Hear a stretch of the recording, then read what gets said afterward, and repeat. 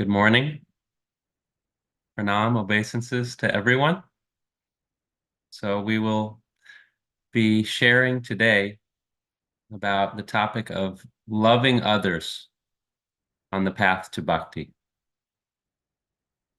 So we'll just begin with invocation and we'll share some points on this topic. Om Ajnanatimidandasya Gyananjana Shalakaya Chakshurun Militam Yena Tasmai Shri Gurave Namaha Shri Chaitanya Manobishtam Stapitam Yena Bhutale Swayam Rupa Kadamayam Dadati Swapadantikam Vandeham Shri Guru Shri Yuta Padakamalam Shri Gurun Vaishnavamscha Shri Rupam Sagrajatam Sahagana Raghunatanvitam Tam Sajivam Sadvaitam Savadutam Parijana Sahitam Krishna Chaitanya Devam Shri Radha Krishna Padam Sahagana Lalita Shri Vishakanvitamscha He Krishna Karuna Sindhu Dina-bandhu Jagatpate Gopesha Gopika Kanta Radha Kanta Namostute Tapta Kanchana Gaurangi Radhe Vrindavaneshwari Vrishabhanu Sute Devi Pranamami Hari Priye Panchakalpatarubhyascha Kripa Sindhubhya Evacha Patitanam Pavanebhyo Vaishnavebhyo Namo Namaha Jai Shri Krishna Chaitanya Prabhu Nityananda Shri Advaita Gadadhara Shri Vasari Gaura Bhakta Vrinda Hare Krishna Krishna Krishna Hare Hare Hare Rama, Rama Rama, Hare Hare. Om Vishnu Padaya Krishna.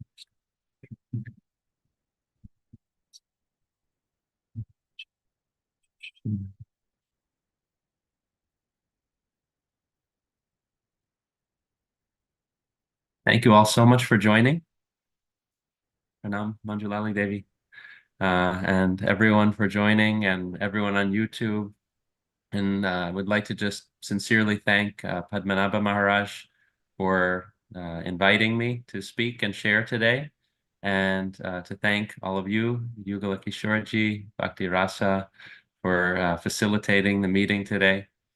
And as mentioned, we'll be sharing today on the topic of loving others on the path to Bhakti. Sometimes we hear about this from different angles of vision. A lot of the time, we'll hear wonderful knowledge about how loving Krishna helps us to love others. That by loving Krishna, automatically we can naturally and fully love others.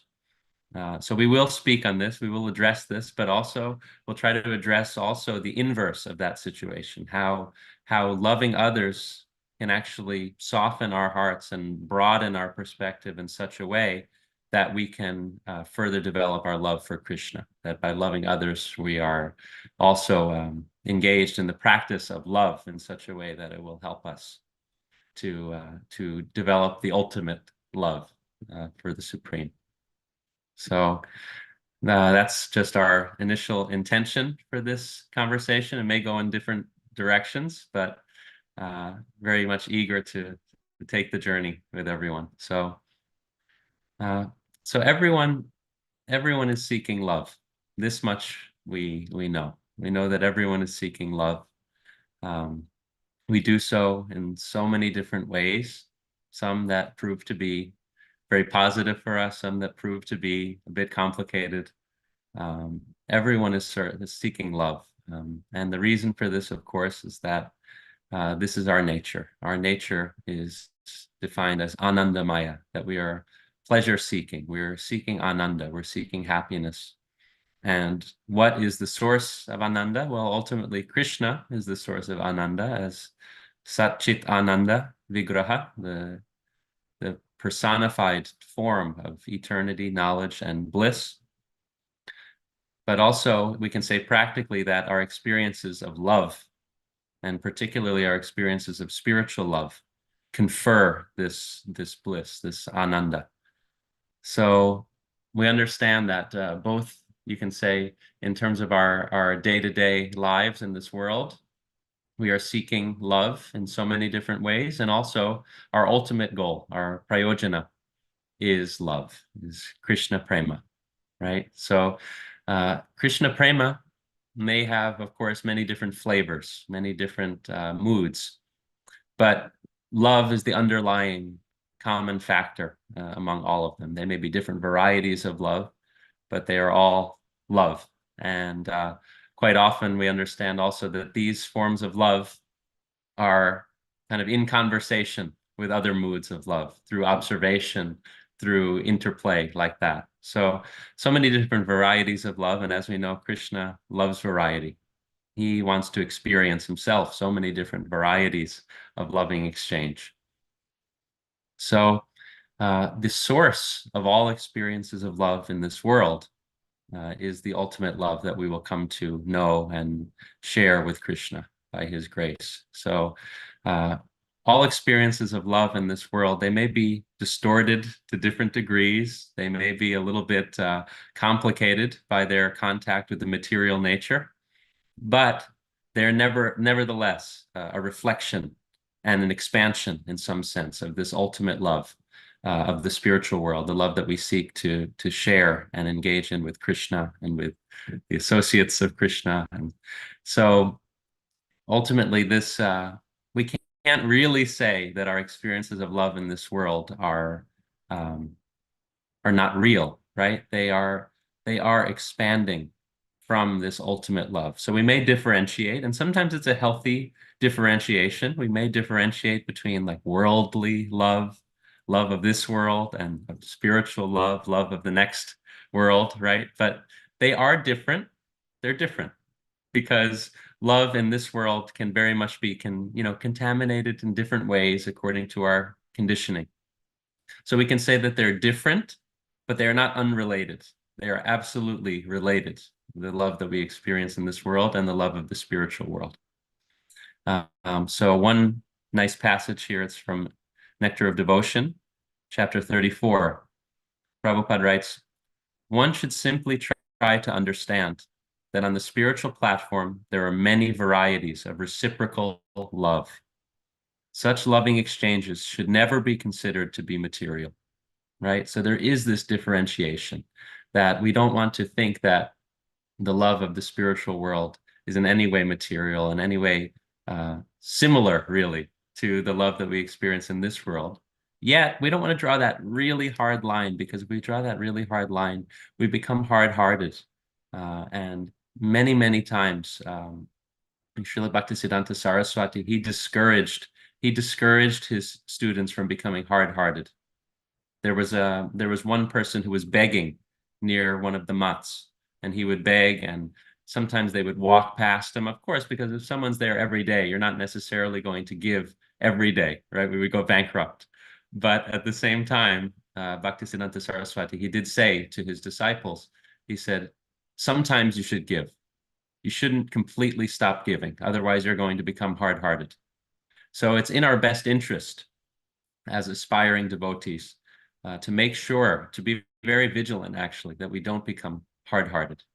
Sometimes in the spiritual path, there are certain elements that are favorable to our development, but also there's the kind of concurrent risk of becoming hard-hearted. So one example of this is renunciation, tyaga, right?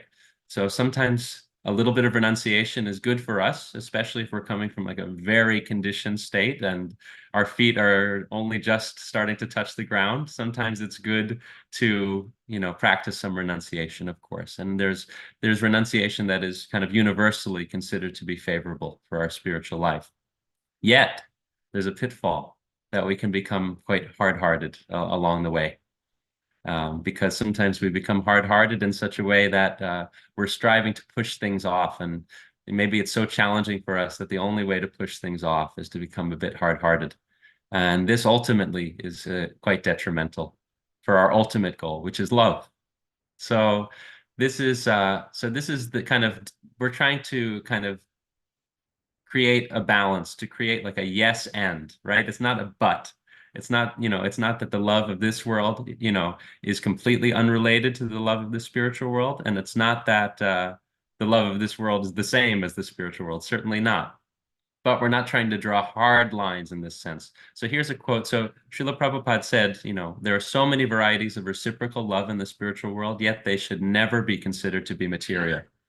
Yet, here to kind of draw out the other side a little bit, he was speaking in Bhubaneswar in January of 1977, January 31st, and he says this: so we are seeking pleasure within this material world. That is imitation. That is not real enjoyment. But the basic principle of enjoyment is there. Here, there is imitation enjoyment, love between young boy and young girl. So where from it comes? It is there in Krishna. Otherwise, how it can come? It is not possible. So all of the love that we're experiencing in this world is coming from Krishna. So this is important for us to remember. And we have a lot of, you can say we have a lot of agency in terms of how we experience and meditate upon the love that we experience in this world. And if our state of consciousness is such that we can cultivate remembrance of the fact that all of this is coming from Krishna, all of it is a reflection of the ultimate love that comes from Krishna, then perhaps these experiences can be beneficial for us in the long run, for our spiritual life. And not only that we wish to do it for our own benefit, not that, oh, this can be beneficial for my spiritual life, therefore I will engage in loving exchange with others, but rather that just inherently our nature is to love. So we are engaging our own nature to love others in accordance with their nature. What enables us to love others is recognizing their nature. So we recognize the nature of others, and that allows us to engage our own nature in a loving way. So yeah, these, we're just trying to reconcile a little bit a healthy understanding of this dichotomy to start, of the material love and the spiritual love. Sometimes we give these labels, material and spiritual. So ideally, our experiences of loving others and of loving Krishna are always interconnected. They can be interconnected and they can nourish each other. And this is not a sentimental notion. This is something that's actually very real, because we're here in this world to have experiences that ideally will be drawing us closer to our true nature, drawing us closer to the supreme goal. So, our ultimate goal in spiritual life is not detachment, but attachment. We're not meant in the ultimate sense to be tyagis, to be renunciates. Again, there may be some initial renunciation that can help us very much in terms of what we're living with day to day in this world. But we understand that in terms of the ultimate goal, our goal is attachment. So we try to accept, the experiences of loving exchange in this world in such a way that cultivate that ultimate attachment. So let's see. Yeah, so just to examine one viewpoint of this, which is what we hear about more commonly, which is that by loving Krishna, by cultivating love for Krishna, then we are automatically becoming more gifted in our ability to love others. So this is like watering the root, right? Watering the root of the tree, and then the nourishment will extend to all of the branches and leaves. So all we need to do is water the root in some sense, right? So this is something that kind of can help us to have a more universal understanding of our interconnectedness with others also. We see that everyone is coming from Krishna. So Krishna says, Sarva yonishu konteya sambhavanti murtaya. All forms of living entities, all species of life, their mother is material nature, and I am the seed-giving father, right? So this is recognizing that we are all connected as children of God. So in this way, we do experience more love for others when we recognize that we're part of one extended spiritual family. And when we recognize that Krishna cares for that person, Krishna loves that person. The person who I'm trying to love, Krishna, he loves these individuals. He loves them very much. And even if I can't necessarily tap into that love myself, I may not have a lot in common with this person, or I may not know this person well, at least theoretically acknowledging Krishna loves this person very much, and therefore they're lovable.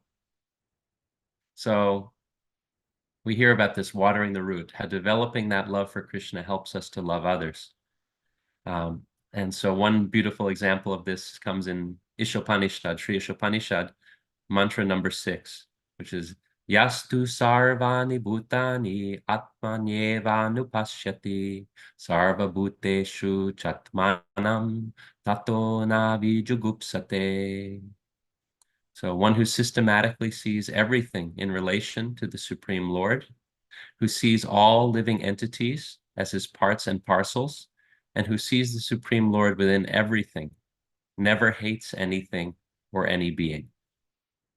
So this is very beautiful to hear. It's very peaceful. It's very encompassing, very embracing. And also, we understand that when we see a negative in spiritual life, like the 10 offenses, for example, one should not blaspheme, right? To not blaspheme means to love, to appreciate them in some way. So in this same way, this passage, one who sees the Supreme Lord within everything, never hates anything or any being. So never hates, what does that mean to never hate? It means, we can say, to love, right? Eventually, at least, it would come out of this space of neutrality. I don't hate them. We find things that are lovable in others, and that is a wonderful step for anyone to take, to see what is lovable in others. We try to see more and more and appreciate, recognize, acknowledge, name sometimes, right? What is wonderful about those around us. And if we can do that if we can do that for those to whom we already feel a lot of connection and a lot of affection, that's great. And if we can do that toward those whom we may not feel like such a deep connection, that's also an incredible exercise in developing our loving nature. So, uh, so it is said, like watering the root of the tree, you can serve all of the leaves, flowers, branches, and similarly, like supplying food to the stomach, all of the different limbs and aspects of the body become nourished. So Prabhupada writes here, this is from one of his lectures, San Francisco, September 13th, 1968. If you don't love Krishna, and if you love the whole universe, it is still imperfect. So very interesting, right? That we can have this sense. It can be, this is guarding against sentimentality in some way. Oh, I love everyone. I love the whole universe. Everyone's great, fantastic. Yet if we don't actually earnestly develop our love for Krishna, he's saying that this is imperfect. Because what gives us the capacity to genuinely love? What gives us the capacity to genuinely love is to be connecting with the source, the ultimate source of love. Otherwise, where are we getting it from? Sometimes we can get into a bit of a kind of false mentality that we are the instruments of love, right? Instruments of love, let me qualify that. Instruments of love, yes, we aspire to be instruments of love, but we aspire to be instruments of Krishna's love.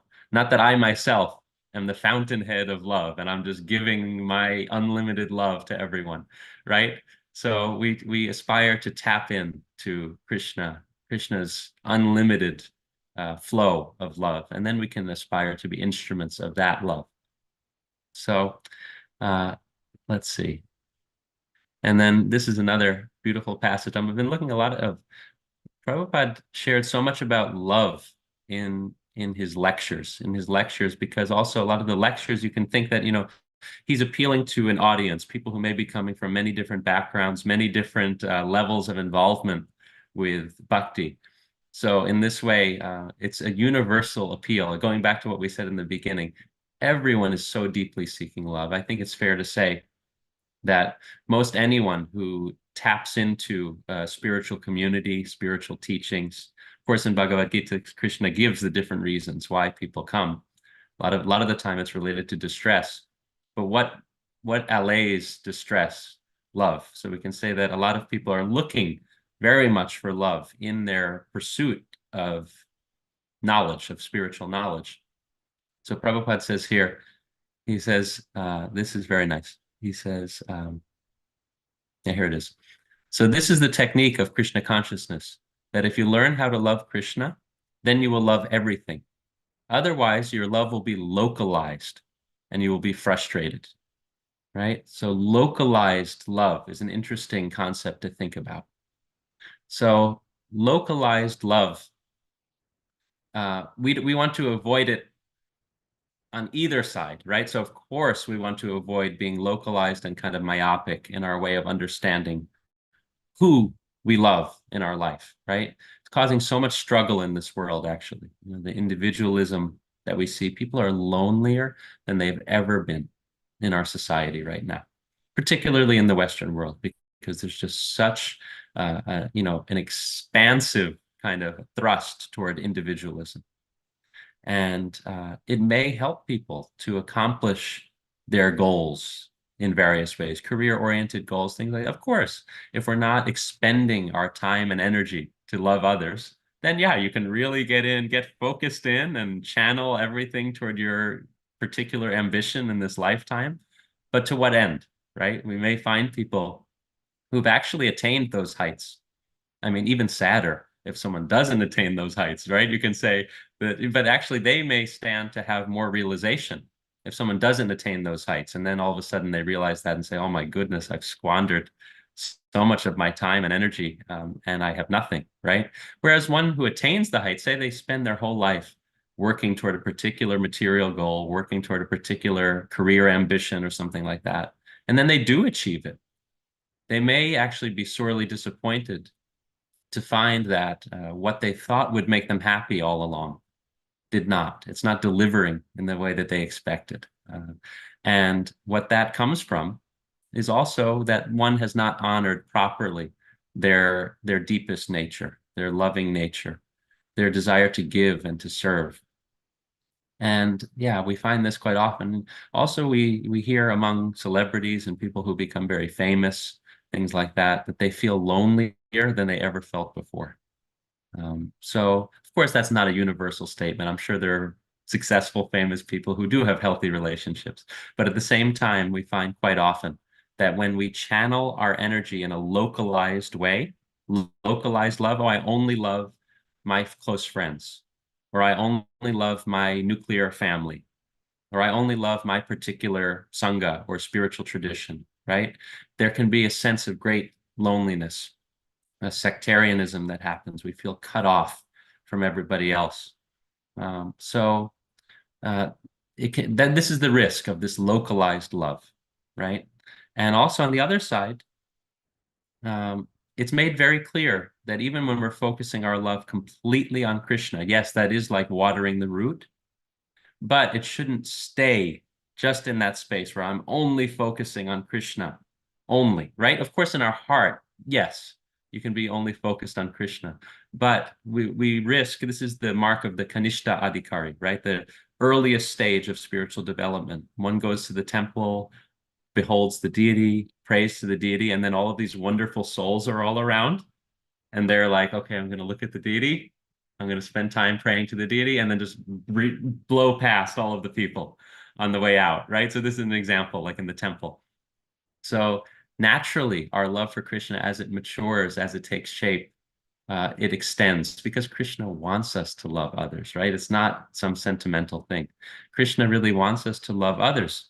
And Krishna is more pleased when we love his devotees, when we love those who are trying to love him, more pleased by that than even just by our kind of trying only to love him.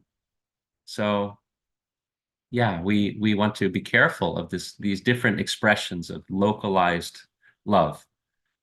Yet at the same time, we see the benefit in whatever loving experiences we may have. So I just wanted to speak briefly about just to acknowledge and to share, even on some level, I think this was my experience in some way.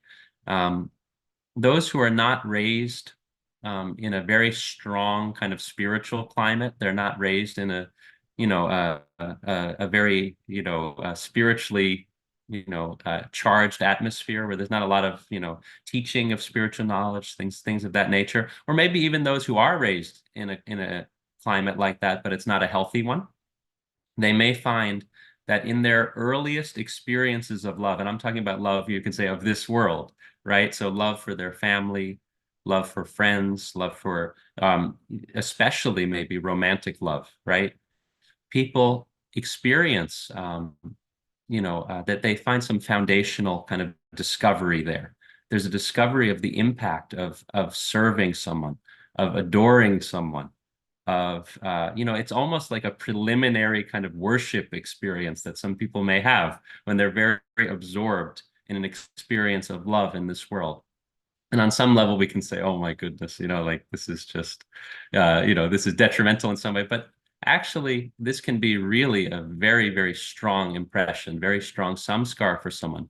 And all of a sudden, it can establish for someone who didn't have that experience before. Wow, it gives such joy to give and to do and to serve others and to remember someone with affection and to feel within myself, I have this capacity to love. I have this deep capacity to love. And so for many people, this is a very powerful initial experience of love that someone can have. So we don't want to just preliminarily write this off as something that has no value, or, certainly not. And even after coming in contact with spiritual knowledge, such experiences can be a deep expression of mm, our own kind of hopefully flourishing, loving nature, right? So, yeah, these early experiences of love, whatever they may be, can be very, very powerful experiences and can be spiritually favorable in the sense that, yes, it affirms our ability to love and the joy of that. And so I just wanted to mention that because for many who are raised outside of a kind of spiritual paradigm in their life, this may be a very crucial and influential early experience for many, many people. And that may guide them toward their desire to practice love and to seek love on a deeper level. So I'll give some examples. So we hear from Srila Prabhupada in his first purport to the Mahamantra. It's on the record. It's on the LP. Like, one of the first recordings of the Mahamantra, Kirtan. There's also a purport commentary to the Mahamantra. And what he says there is that the chanting is exactly like a child crying for its mother, right? And then another example is Srila Bhaktivinoda Thakur. He has a prayer. I wish I could find the actual text. I'm paraphrasing. But he says, he prays that he can remember Krishna just as a young boy remembers a young girl, right?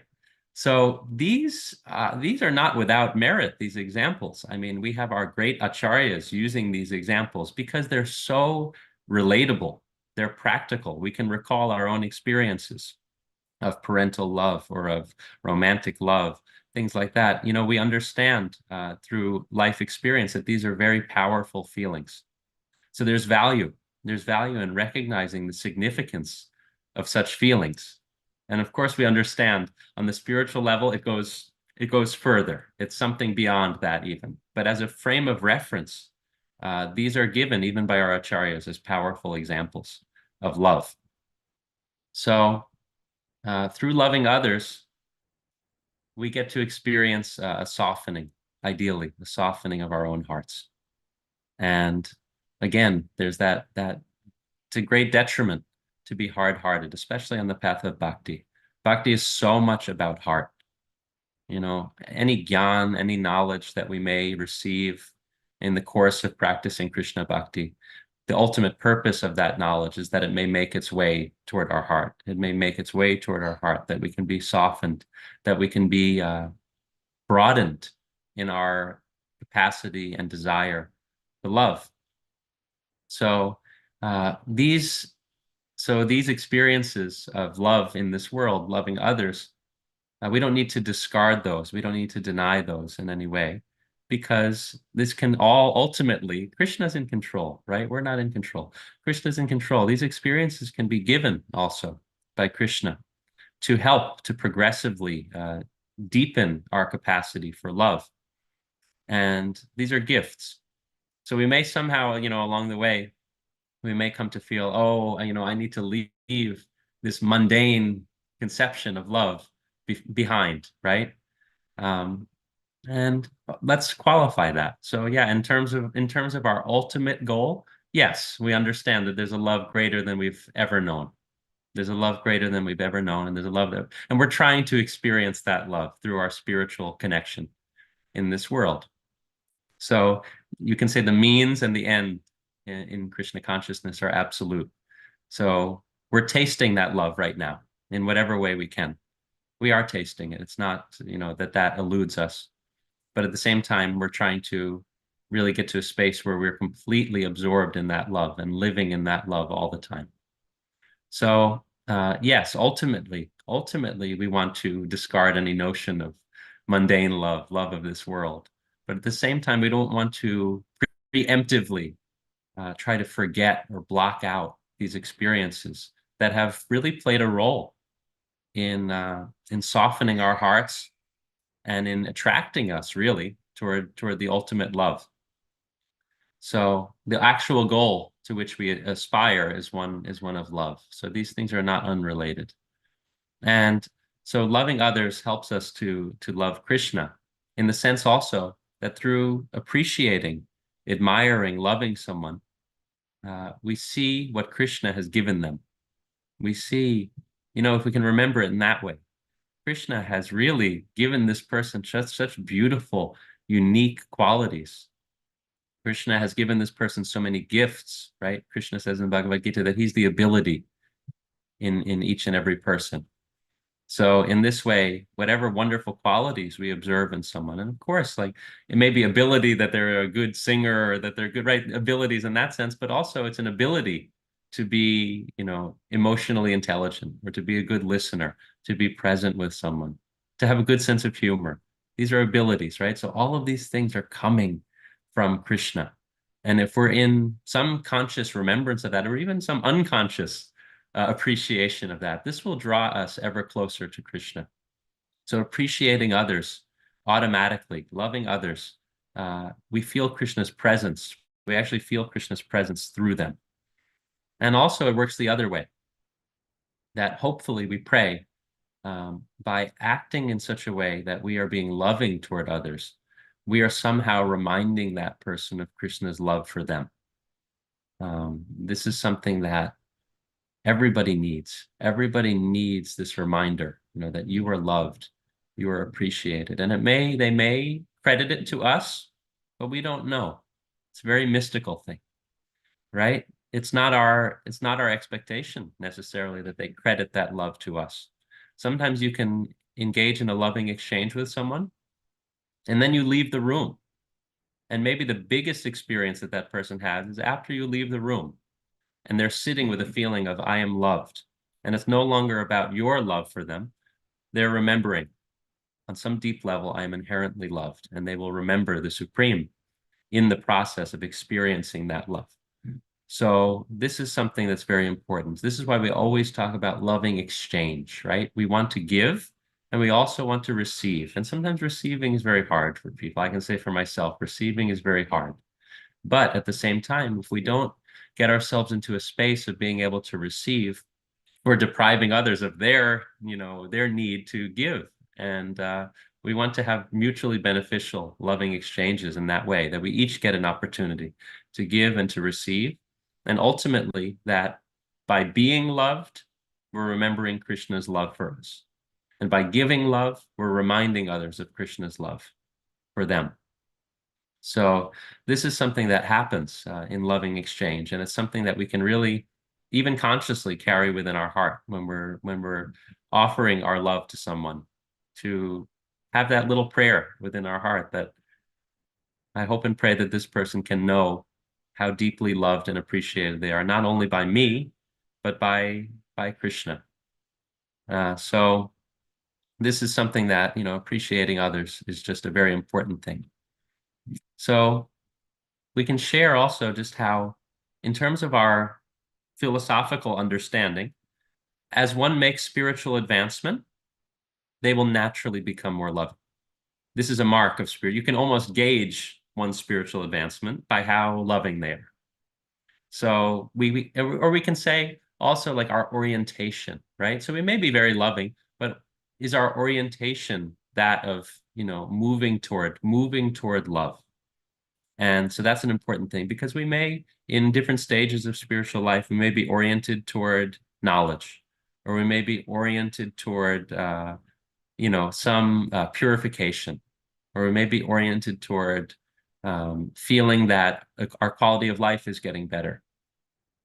All of these things are honest, they're okay.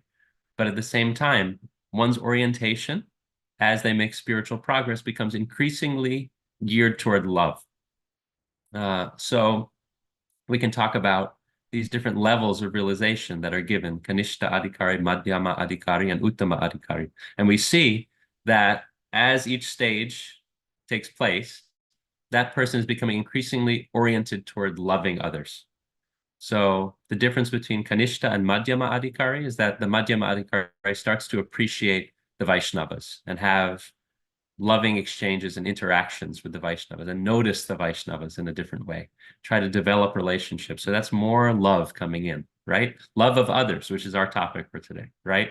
And then the Uttama Adhikari is oriented in such a way that they will feel abiding love for every living being and see every living being as a perfect devotee and child of Krishna, and perhaps will only feel within themselves that they have so long that they need to go. So how loving is that? How loving a vision is that? That the Uttama Adhikari can see within others Krishna's love for them and can see how in their own unique way, they're already perfectly connected to Krishna. So this is just, this is a heightening of love as one makes spiritual advancement. And not only love toward Krishna, love toward others. So this is what we're trying to kind of draw out here. And the Uttama Adhikari is unconditionally loving toward all living beings. So this is unconditional love that we often talk about. So our lovingness, we want to just emphasize here that our lovingness is not, it's not an indication of being covered over. We may feel that, oh, if someone is so attached to other people that they're covered over, but actually, provided that the love is properly oriented and not only self-serving, right? That's where we get into kind of these more negative expressions of love that are not really aligned with capital L love, when it's just something that is self-serving and for our own benefit, things like that. Of course, we can't really call that love. But providing that love is sincerely oriented and oriented toward really appreciating and recognizing and serving another person, then it can be understood as, this is helping us to become increasingly close to our real nature, our highest nature. And so I'll just share here. This is coming from the Upanishadic literature. This is in Taittiriya Upanishad, which is part of Yajurveda. This is more of a yogic concept. It's not something that, to be honest, I spend a lot of time studying or anything like that. But I remembered this concept and I found it to be helpful in talking about this topic. So there's this concept of Panchakkosha. It's the five sheaths, the five like layers of our existence. So we can envision it almost as like, different layers of our existence, which are further away from our real self and increasingly getting closer to our real self. So these five layers, what I found really interesting in just thinking about this is they move from gross to more fine, and they completely can be understood in terms of relating to others also. They can be understood in terms of our ability to relate with and love others, and how we do that, what the real intent is. So I'll just briefly share about this. So the first one is called Anamaya, Anamaya Kosha. So Ana means food, means grains. So this is literally just looking out for our survival, our physical needs. It's a very instinctive thing, right? Of course, animals also operate in this way quite often. Like, I need food, I'm going to get food, right? It's just this instinctive need, and it's very self-centered. It's just, what do I need right now? There's no awareness of others in that sense with the Annamaya. Then we move into a little bit more subtle, a little bit more true to our real self. So progressively, this is pranamaya. So prana is, of course, energy, life force, pranamaya. So it's kind of like the vital principle. It's seeing within others that there's energy there, that there's life there. And it's also recognizing, we can say on some level in terms of interaction, there's something in this person that I can get something from them. So it's still selfish kind of orientation, but we can say that that's one way of like summarizing that in terms of how we relate to others. It's like you start to notice people and say like, there's something there. And, there's something that maybe, something to be gained from connecting with someone, right? And then the awareness would increase more in the next stage, which is called manomaya. Manomaya is the mind. It's manas. So there's more of a recognition of that person's gifts and abilities, right? So it may still be about what can I get from this person, but we start to appreciate, there's an appreciation of like, oh yeah, I'll give an example, maybe like in a business deal or something like that, right? Like there's something I can get from this person. I want to work with them because this is a brilliant person. Something like that. There's some recognition there, an appreciation of a gift, even though we may still be oriented in terms of what we can get from that. So it may be in a self-serving way, but we're starting to recognize the gifts and appreciate the qualities of others. Moves on to this Vijnana Maya. So Vijnan, of course, is realization, discernment. It moves beyond the mind. The intelligence is there. So this can be also understood because Vijnana Maya, there comes a place where you're actually recognizing a spiritual quality. There's some recognition. It's like, of spiritual knowledge. There's some recognition that there's a soul. There's a soul there. So you see another person and you're recognizing, yes, there's a soul there. And it may just be coming from this place of understanding that principle, but there's an acknowledgement of that person's deepest self. And finally, Anandamaya, which we talked about in the very beginning, this same term, Anandamaya, which is pleasure seeking, but Anandamaya, it's the deepest aspect of ourself, which is characterized by bliss, by Ananda. And in relating to others, how can we experience that? In relating to others, how do we experience bliss? It's recognizing not only that there's a soul there, but that there's a soul there who is loved by Krishna. There is a soul there who's part and parcel of Krishna, and actually feeling blissful in that recognition and appreciation of that person. So this is more on the level of very genuine, encompassing, loving exchange. There's an understanding of our real nature and also feeling joyful about that, and also really loving the person for who they are on the deepest level. So just felt it might be helpful to kind of explore that for a moment. But the point is that, our loving nature is who we are. And as our consciousness becomes more heightened or cleared, we become ever closer to that loving nature. So our existence in the spiritual world is completely and utterly, characterized by loving exchange. It's not that it goes away. Not that it goes away. Not that somehow I cultivate all of these loving exchanges in this life so that I can climb some ladder that culminates in no loving relationships, right? We're cultivating loving relationships in this life because we are absolutely meant to be in relationship with others, and it never goes away. So the introverts among us may struggle with that, when we attain the spiritual world, we still have to connect, we still have to engage. But this is the bliss, this is the joy of relationship, because Krishna wants relationship. We engage in relationship with Krishna because also he wants it.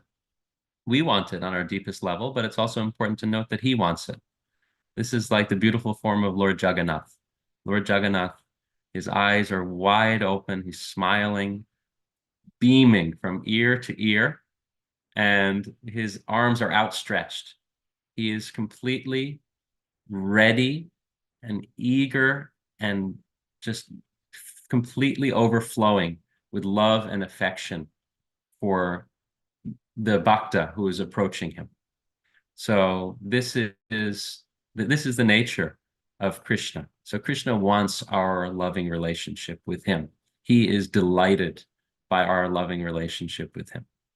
So this does not go away at any stage. It's only coming closer to that reality of the spiritual world.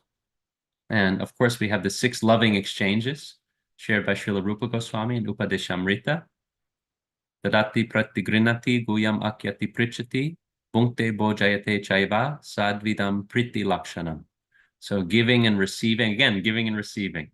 Sometimes it's nice to compare it also to inhaling and exhaling. If we have a hard time receiving, right? I find it helpful to think about inhaling and exhaling. We need both to live, and they're just completely related, interrelated. You can't have one without the other.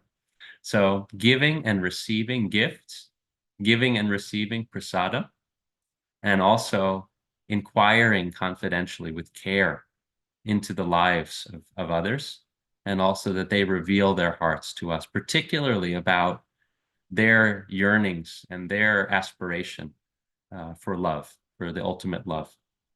So these loving exchanges, it should also be noted, never end. They don't end. So it's not something just for this life for a practitioner. It's not vidhi.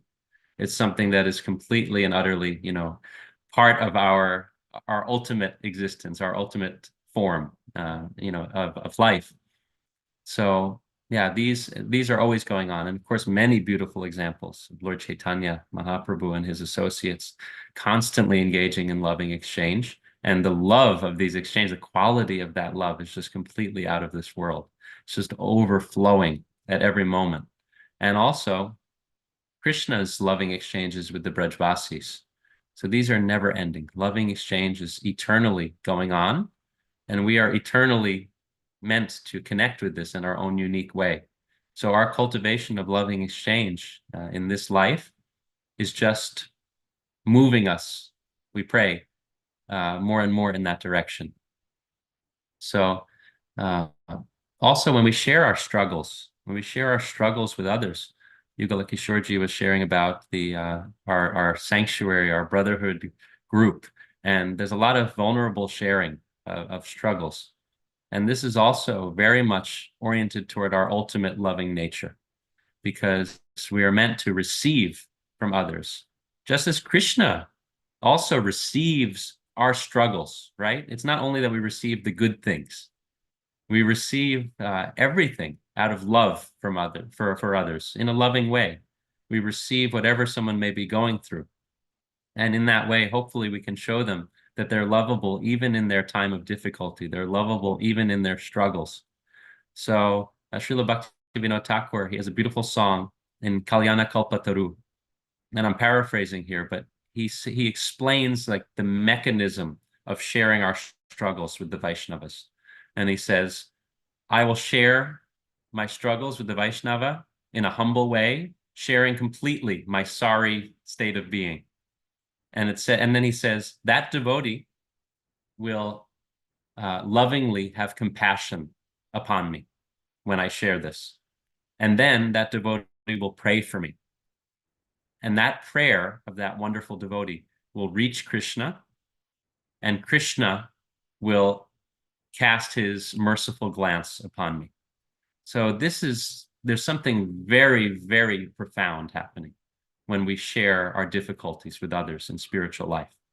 So just wanted to mention that in terms of this is another wonderful expression of loving exchange. And it's something that is very dear to all of the great acharyas, all of the great devotees of Krishna. This is something that's very dear to them. Not only that we're sharing our spiritual triumphs with others, but also that we're sharing the struggles in such a way of yearning to come closer to Krishna, even in the struggles. And so this is something that is another feature of loving exchange. So again, just wanted to mention that, loving others is an expression of our truest nature, or it's a hint at our truest nature, we can say, through recognizing the true nature of others.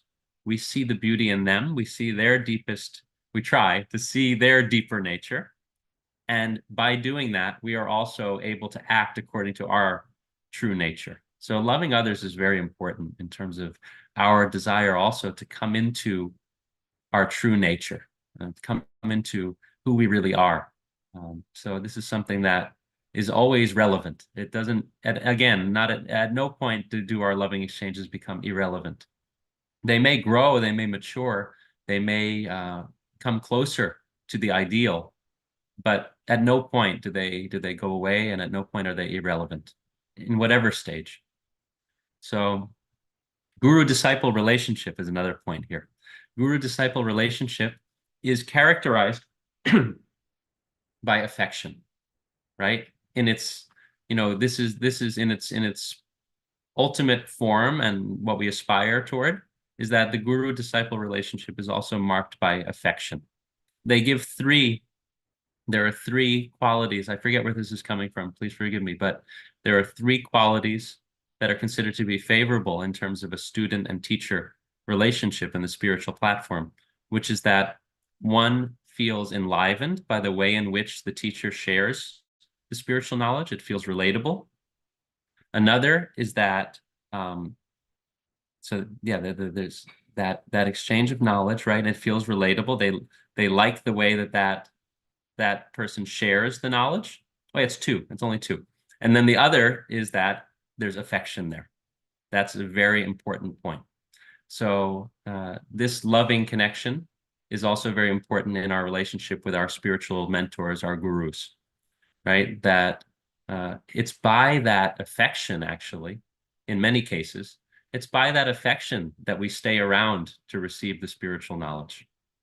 It's by that affection that we feel motivated to serve, right? So if we only like the way that someone shares Harikatha, we may not be so motivated to stay in that same way. It's that affection that keeps us engaged and keeps us coming and keeps us also deepening the connection to our gurus.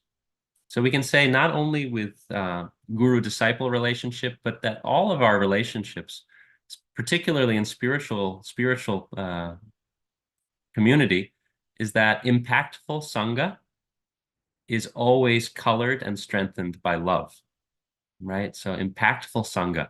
If you think about the most impactful sangha you've had in your spiritual life, if you think about it, what's the common theme here? The common theme will be that there were loving exchanges, loving relationships. You actually feel that you love that person. It's a very simple thing, actually. It's not so complicated.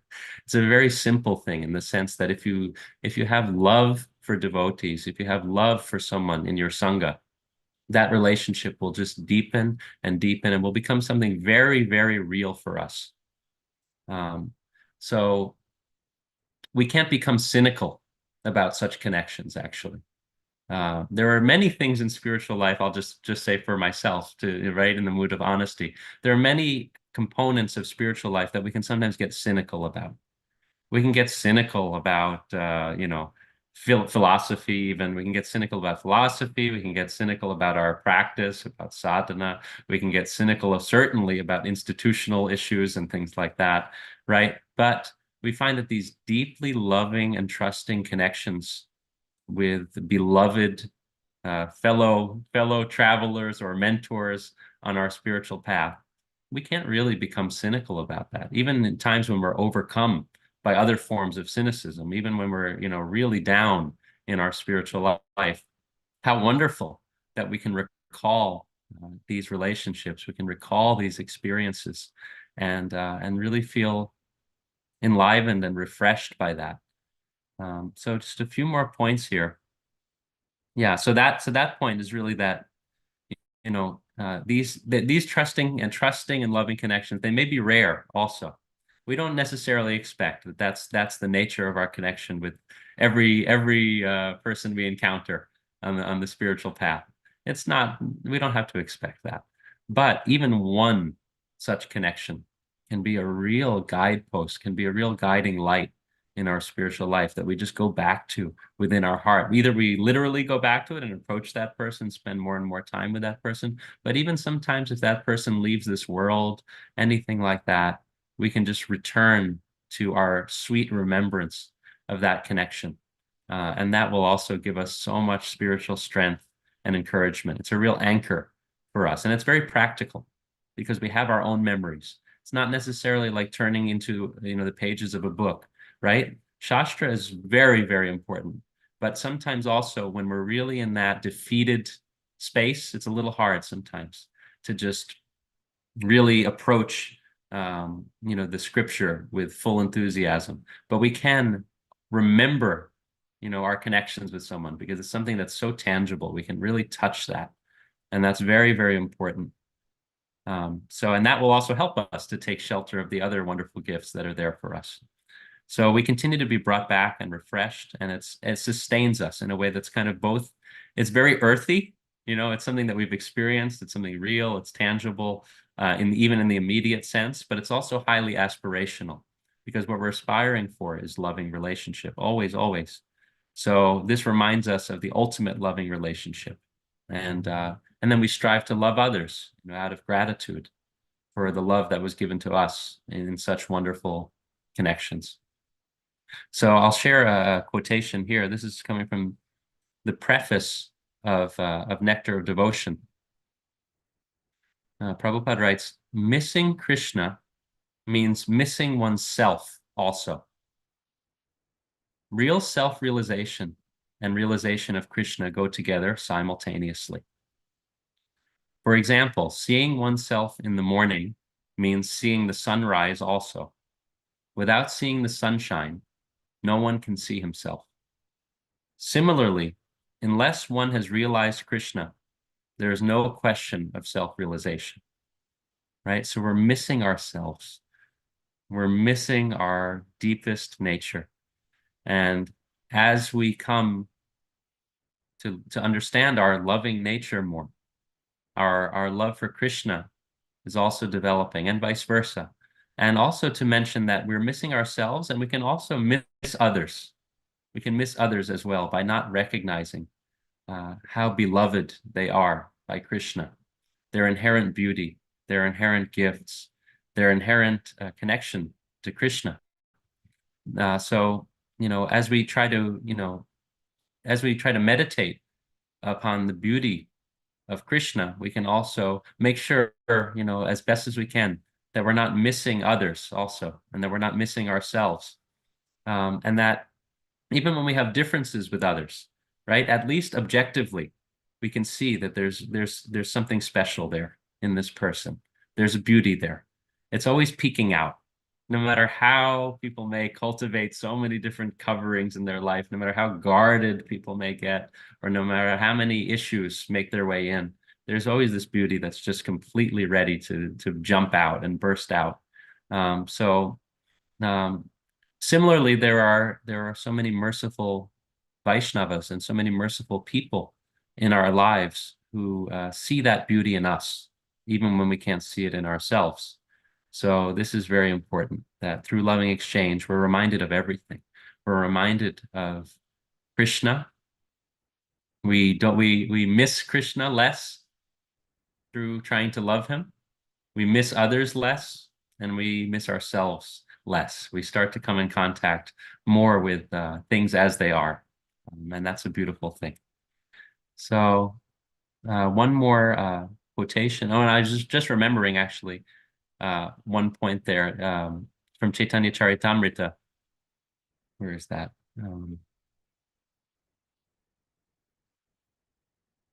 Yes. Chaitanya Charitamrita, Madhya Lila, chapter 8, text 69. Krishna Bhakti Janma Mula Haya Sadhu Sangha, Krishna Prema Janme Tenho Puna Mukhya Anga. The root cause of devotional service to Lord Krishna is association with advanced devotees.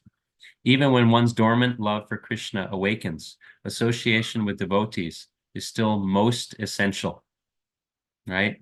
So again, we never grow out of it. We never grow out of these loving exchanges. And also, another passage. This is from Sri Chaitanya Mahaprabhu's conversation with Sri Ramananda Roy. Sri Chaitanya Mahaprabhu asks, of all kinds of distress, what is the most painful? Ramananda Roy answers, apart from separation from the devotee of Krishna, I know of no unbearable unhappiness. So these loving exchanges are so essential for us. And, I just wanted to say also as a qualification of this, it doesn't mean only with devotees, not only with Vaishnavas. Of course, this is our aspiration, and we understand that through such connections, these are the deepest connections we can have, perhaps. But at the same time, just loving others in general, we stand to come closer to our true nature. We stand to, as we discussed, remind others how loved they are, remember how loved we are, things of this nature. So this is very important. It's not only those in our particular spiritual community, but we look for those nourishing connections wherever we can find them. And we seek to be that nourishing connection for someone else as well. So one final passage here. This is from Srimad Bhagavatam, third canto, chapter 28, text 18. Kirtanya tirtha yasha sampunya shloka yashaskaram yaye devam samagrangam yavanna chavate manaha. So what's written here is, the glory of the Lord is always worth singing, for his glories enhance the glories of his devotees. One should therefore meditate upon the Supreme Personality of Godhead and upon his devotees.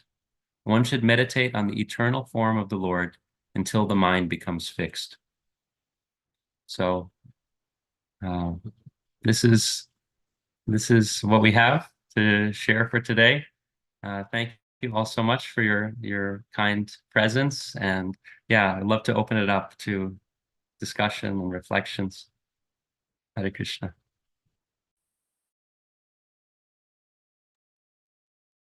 Thank you so much, Dina-bandhu Prabhu. Your words are very much appreciated, and I'm sure I'll be listening to this again. And just for everybody, if you have any questions, I know I do, you're able to unmute yourself now.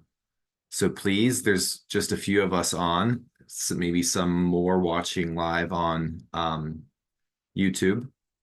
If you have a question, you don't need to raise your hand, just go ahead and unmute. Thank you, Prabhu. It was a really wonderful affirmation, actually, that actually, the Beatles sang, all you need is love. Didn't they? That's the lineage as well, isn't it? Good, our dear George Harrison.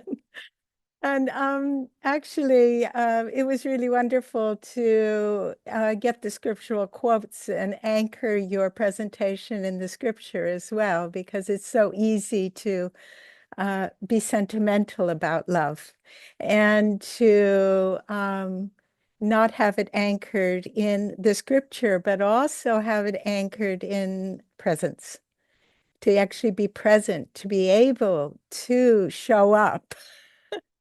And show up with a discerning heart and an open heart. So it's actually when we come to a place of loving exchanges, we come with, Srila Prabhupada told us not to be misers. He said that we can't be misers. We have to be, we're givers.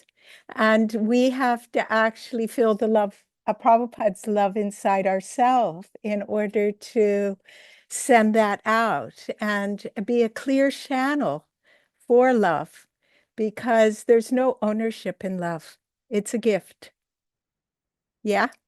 And so it's just like it's being able to plug in to that source and allow it to, and not in a sentimental way, but in a heartfelt way as an act of service, that actually we show up and we show up, like this, and then our hands are like this.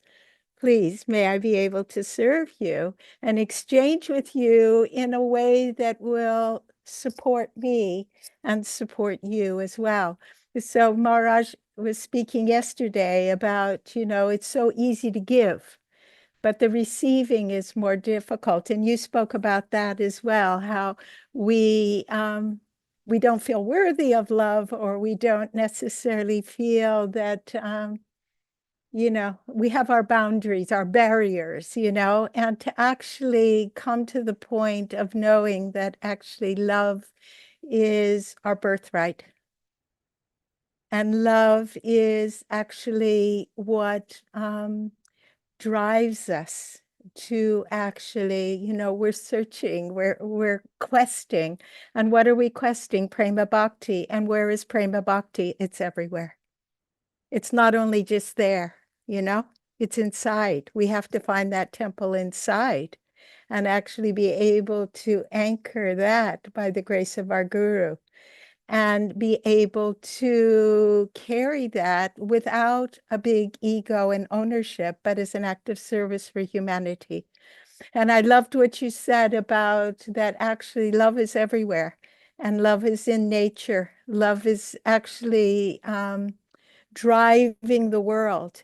And when new love, the endorphins kick in when you actually, are a young child and you coming, a young teenager, those endorphins. But that is part of Krishna's plan, that it, as you said so nicely, how it softens the heart and actually pushes us forward to take it deeper and to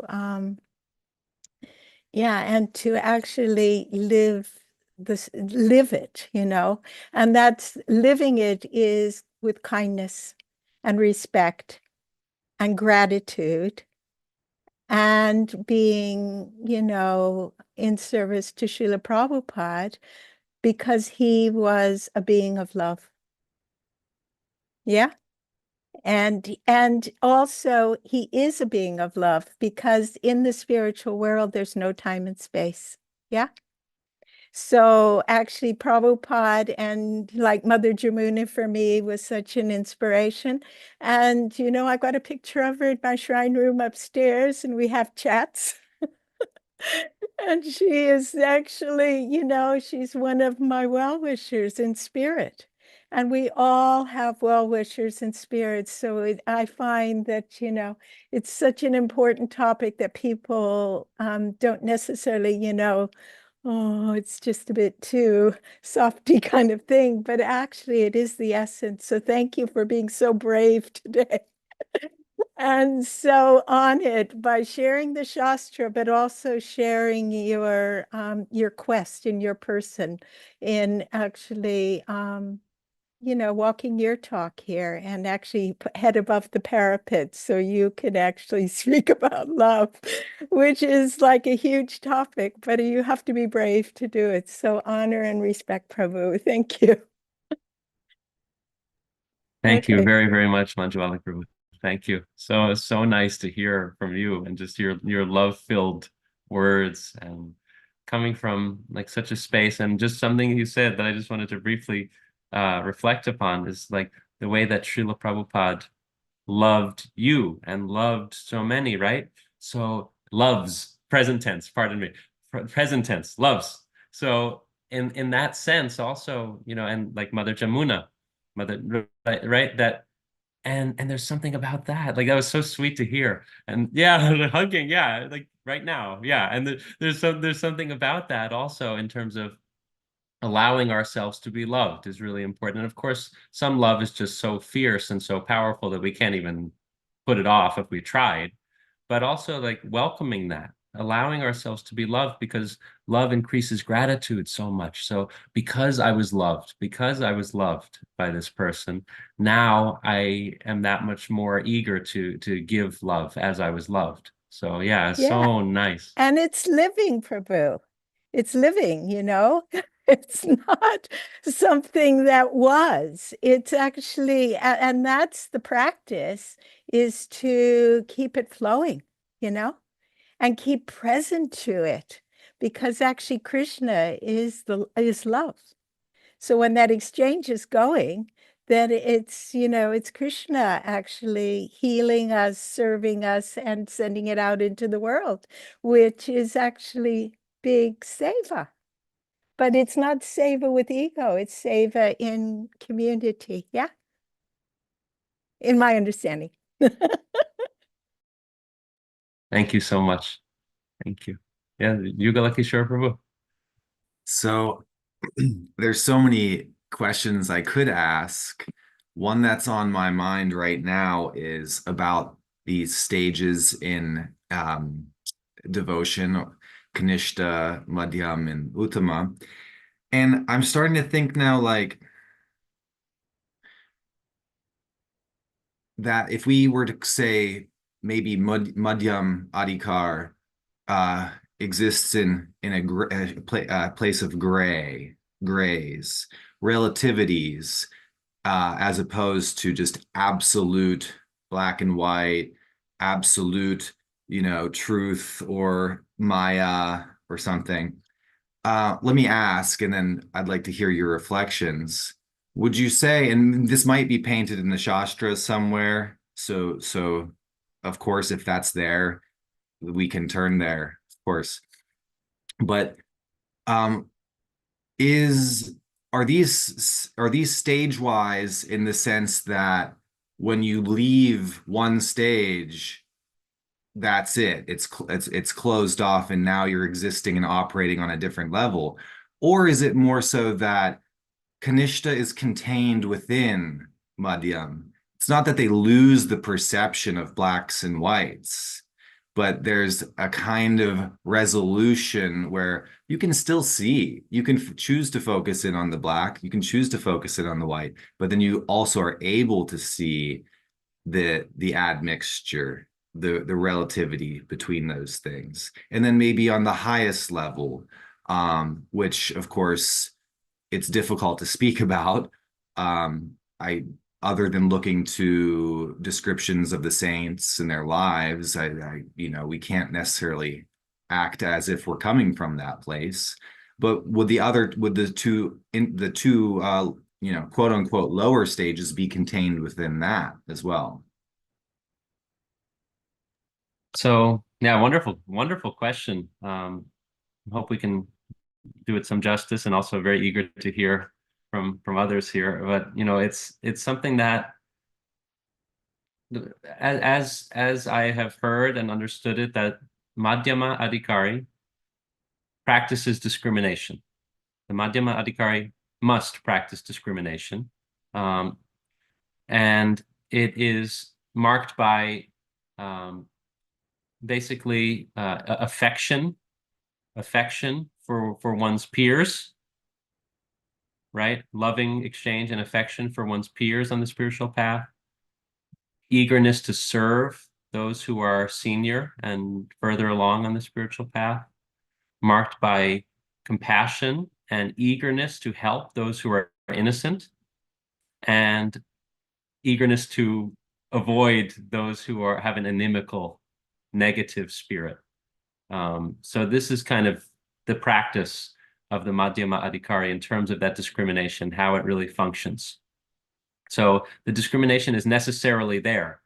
We can't get into sort of like a lovey-dovey, like Mother Manjuali was saying, like, sentimental. We can't sentimentally just say like, oh, everyone's fantastic, everyone's great, I love everyone.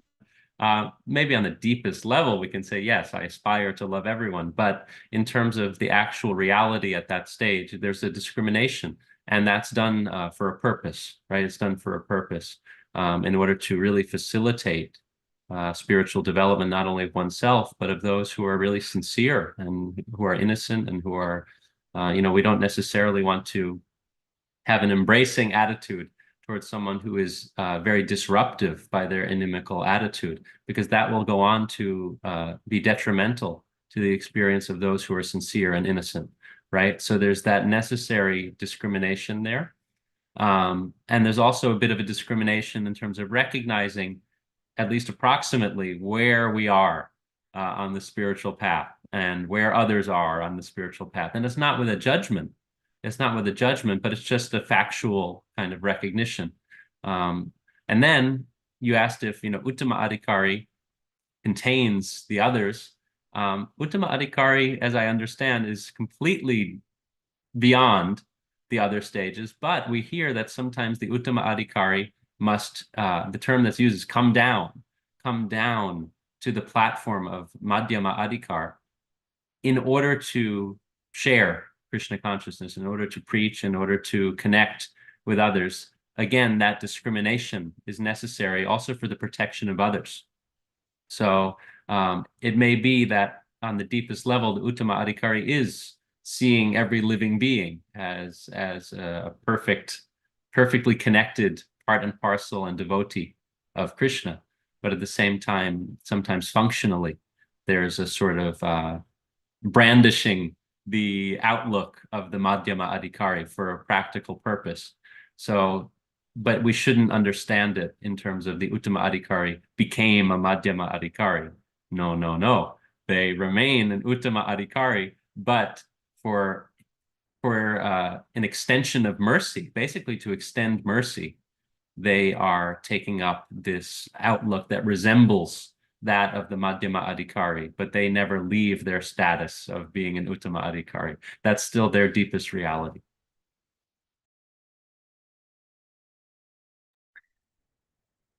Thank you, Prabhu. That's interesting about discrimination, and that's very helpful to me. I'll have to find that and maybe find what word is being translated that way, simply because it to me discrimination rings the bell in the positive sense of like using your reasoning power, using the intelligence.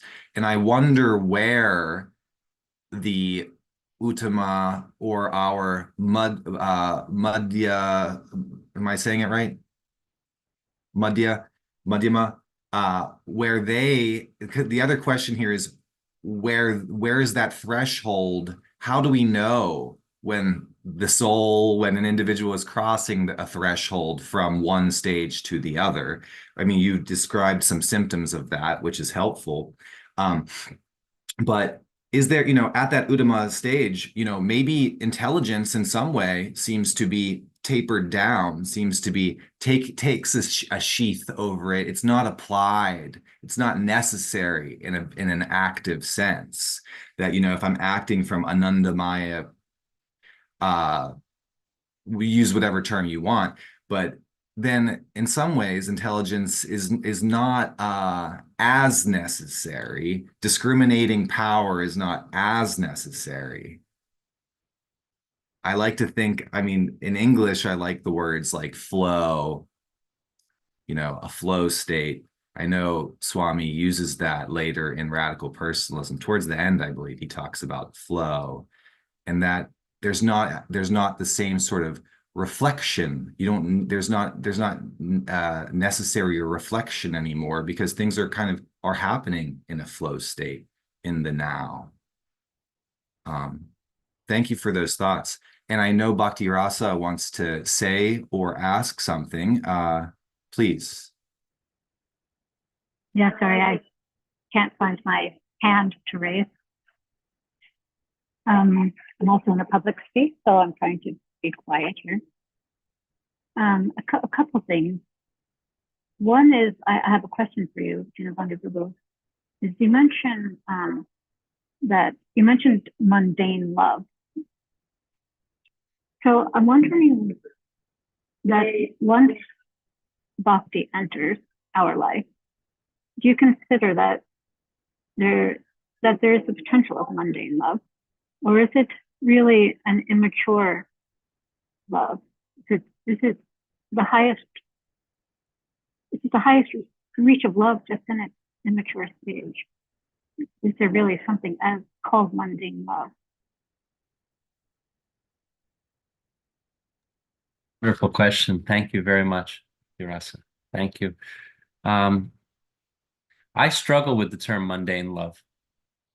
I'm just being honest. I included this term mundane love basically because it felt like it's a responsibility to acknowledge that there is love that is more aligned with the spiritual reality, and there is love that is a bit more kind of covered or affected by sort of the more selfish mentality of this world. But I struggle to say mundane love, to be honest with you. I do, because okay, so your question in terms of, is it just immature love? My understanding of this, and I really would be eager to hear from others as well, but my understanding of this is that the more selfish one's expression of love is, the more it can be sort of qualified as mundane in that sense, because it's less we are less aligned with our deepest reality of being servants and being there to give happiness. Like, so in other words, a love that is marked by a deep selfishness is a bit more in this space of kind of being the enjoyer, being the doer and being the enjoyer. And it's more of a kind of self-serving love. But I would agree with you. I would really agree with you that even that love, we're in the process. I mean, are we even in the process of anartha nivritti, right? But yeah, the process of anartha nivritti is marked by this kind of gradual clearing of the material constraints of that which we are offering and doing and experiencing in this life. So I think we can also say that even a mundane love experience or even a selfish love experience may bring about some powerful realization for us or for others that helps us to further mine and explore and glean the nature of genuine, sincere love. So I appreciate this question, and I appreciate this possibility of love just being an immature love. And I would say that, as Prabhupada mentioned, that all of the different experiences of love that we have, they're within Krishna. They're coming from Krishna. So, right, is it mundane love? We may use these terms. We may use these terms to simplify or potentially oversimplify things, but the real aim, yeah, is to love. So I understand your point, and I think that that's a nice way of adding a bit more nuance to the conversation in terms of, is it an immature love? So yeah, my feeling, this is my own personal feeling, so take with a grain of salt and discard as you like, but my own personal feeling is that if that love is helping us to understand more about what we aspire toward in terms of a genuine, encompassing love, then I wouldn't classify that as anything mundane in that ultimate sense. That's beautiful. Thank you. I have another thing is, we often hear that we can't love others until we love ourselves. So I've come to experience that I can't love myself until I allow myself to be loved by someone else, because I won't feel lovable until I experience someone else's love. And until I feel lovable, what right would I give myself to love someone else? So for me, I think receiving is a very, very important part. And for me, the initial step is receiving. We say give and receive. So I honestly think it's receive and give.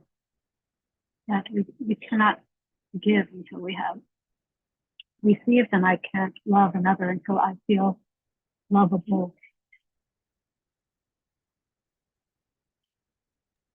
Thank you very much. Thank you for sharing that. And yeah, I feel that. I feel that as you're saying that. And also, this point of, like, we have to allow ourselves to become full with something, or at least partially filled, right?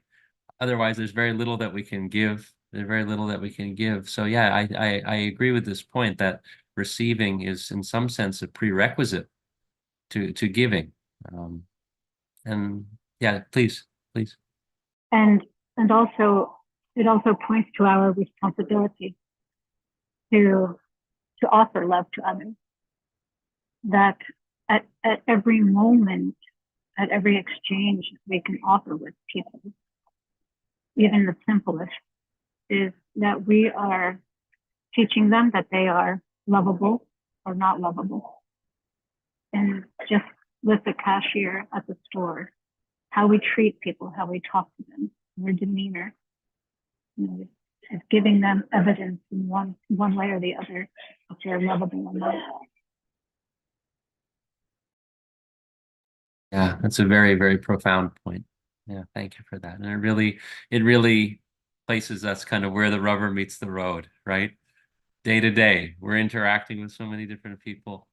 Are we going to leave them feeling loved or lovable, or are we going to leave them feeling unlovable? That's such a great point. And you know, when you say that also, it makes me think of in terms of being lovable, in terms of loving others, you know, this topic that you mentioned of, you know, when people have the popular saying of, you know, you can't love others until you love yourself. Um, I think there's something there also, like you said, right? Being loved by others helps us to love ourselves. And I think also that loving others helps us to love ourselves because you see, I was able to offer something to this person. You know, I made this person feel loved.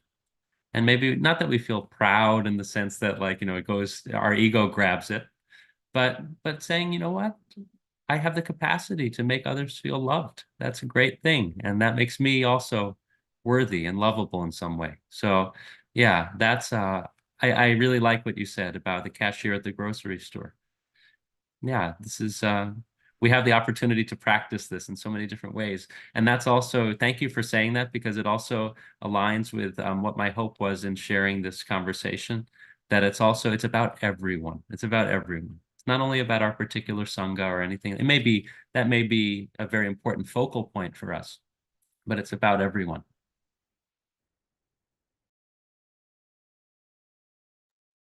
Thank you so much for all that. Such good comments and questions. We're at 11:01, so we could end here, though I also have something more I could ask. So Dina-bandhu, by your permission and grace, what do you think? How are we? For myself, I'm happy to stay. I see that Manjuali Prabhu has to go. I just wanted to say thank you so much. So happy to meet you, you know, at least virtually, and you're so grateful to connect with you. Thank you.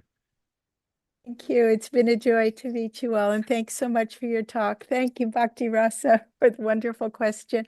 And Yugal Shashor Prabhu, lovely to meet you. I'm sorry, my son's here, so I have to go. So good to see you again. I'm sure we'll see you We'll on meet again. Okay, thank you. Hare Bye. Krishna. Hare Thank you. Krishna. Glorious to Prabhupada. All glories to Prabhupada. Jai. I had the wonderful luck of being paired with Manjuali 2 weeks in a row on our breakout rooms in Ishtagoshti. So I feel like somehow now we have met and know each other, which is great. My question, I guess, why not? We'll go here and then maybe we can wrap up. We're talking about being able to love anyone, everyone, or specifically our Sangha. And that, of course, brings up the question of guru as being the sort of center point of Sangha, the center of gravity around which Sangha orbits or rotates. So that question then becomes down to giving and receiving in the relationship of guru and disciple. I was thinking, I wanted to ask something like, is there some basic standard by which we measure how lovable we can be to guru? Do we have to fulfill some conditions? For example, of course, Prabhupada instituted his baseline conditions.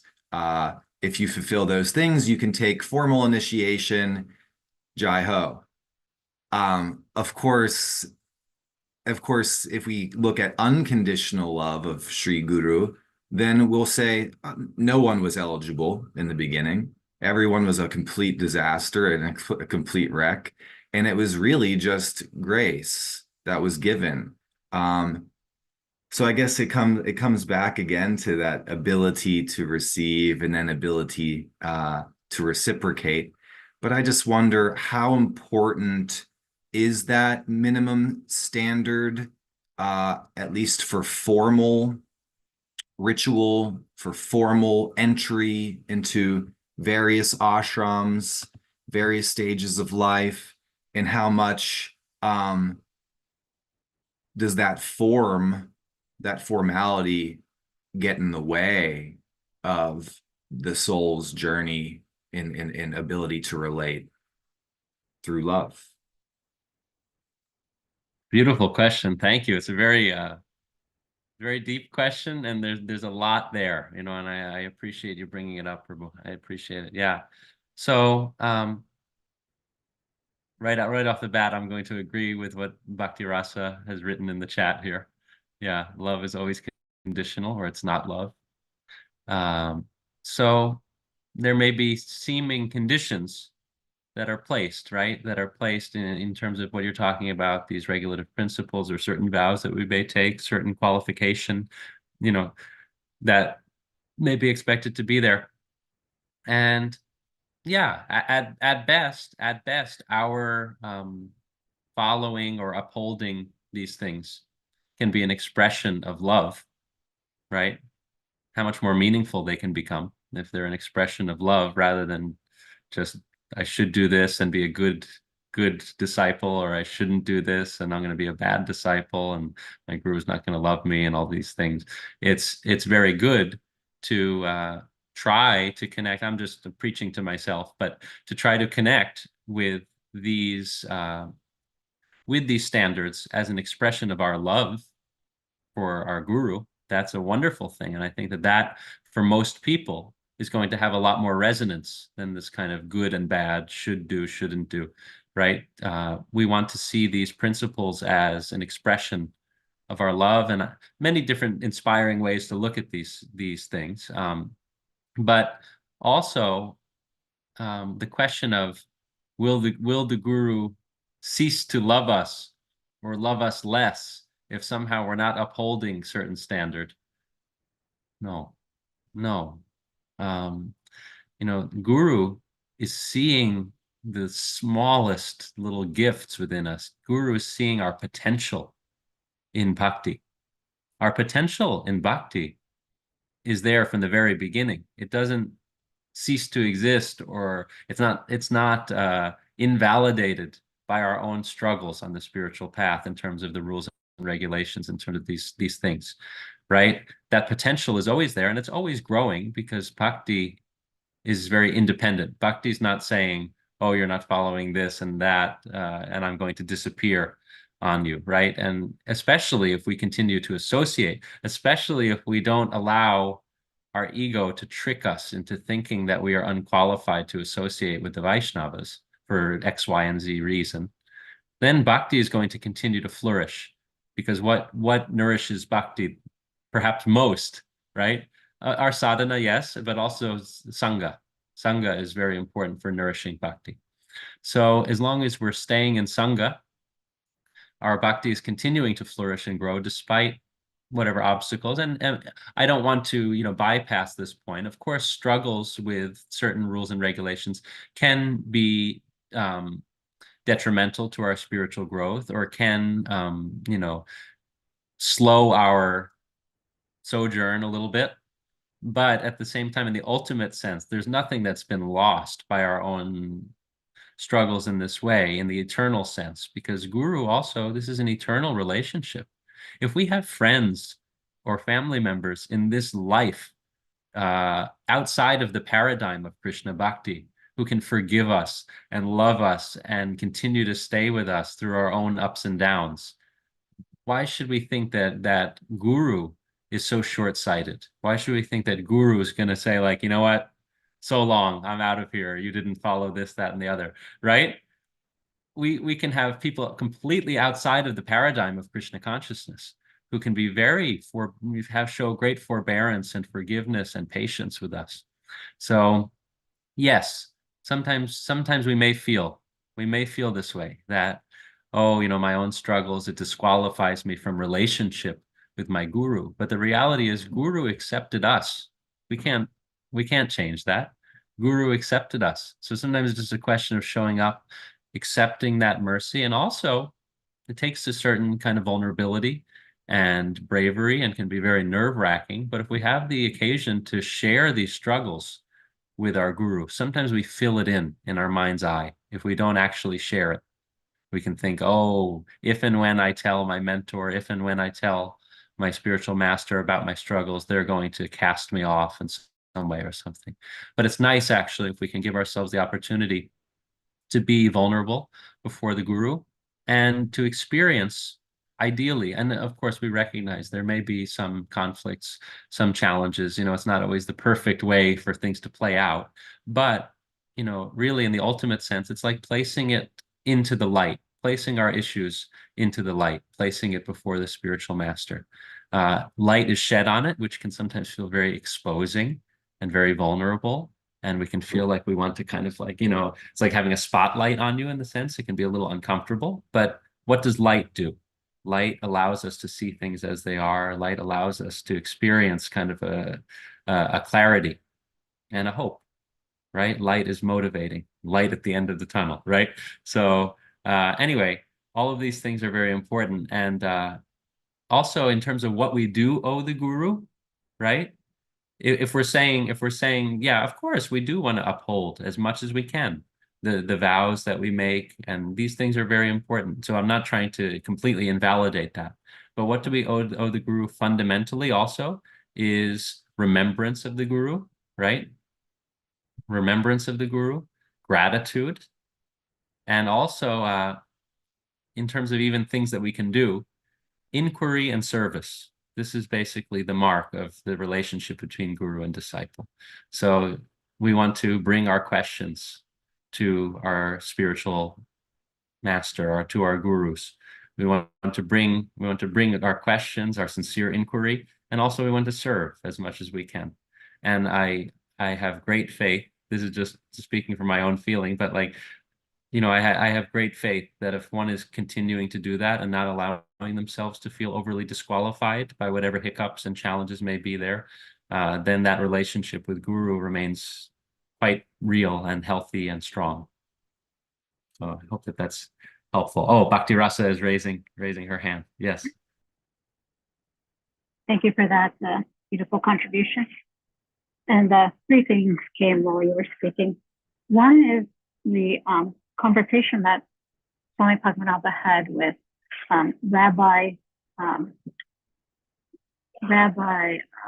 Bradley Artson, and they were talking about rules.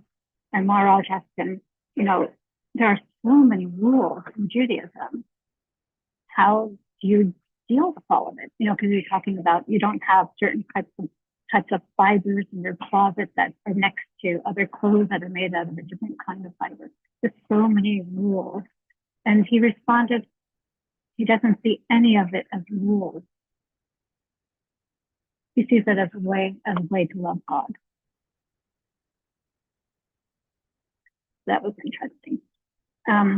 Another thing is, as you were speaking, Lord, the importance of vulnerability in relationship to love is if we don't allow ourselves to be vulnerable, or I'd say the proportion that we allow ourselves to be vulnerable is the proportion that we can receive unconditional love. Because as much as we hold back, we will trick ourselves into thinking, but if they knew that, then they wouldn't love me. So the more we are able to expose and disclose those things that we want to hide from everyone, as much as we can can vulnerably reveal that to someone, and to the right someone who can receive us properly, then we will be able to experience unconditional love. And until that time, we are the ones placing the conditions on love.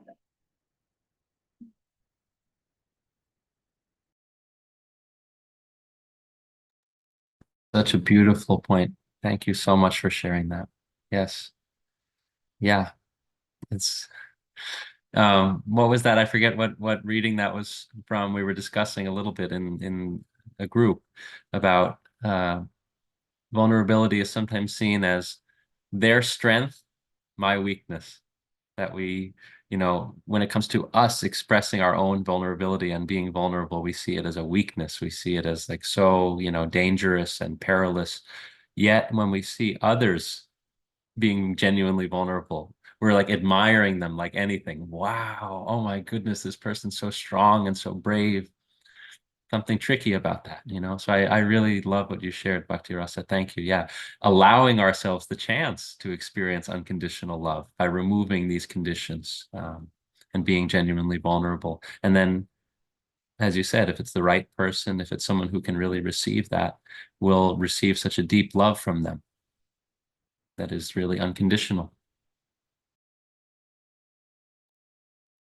Well, I think this is the right space to do it. So thank you so much to our participants, our speaker today, Dina-bandhu Prabhu, and of course to everybody interacting online. Please put your questions and comments there, and we look forward to talking to you next week. Prabhu, thank you so much. Hare Krishna.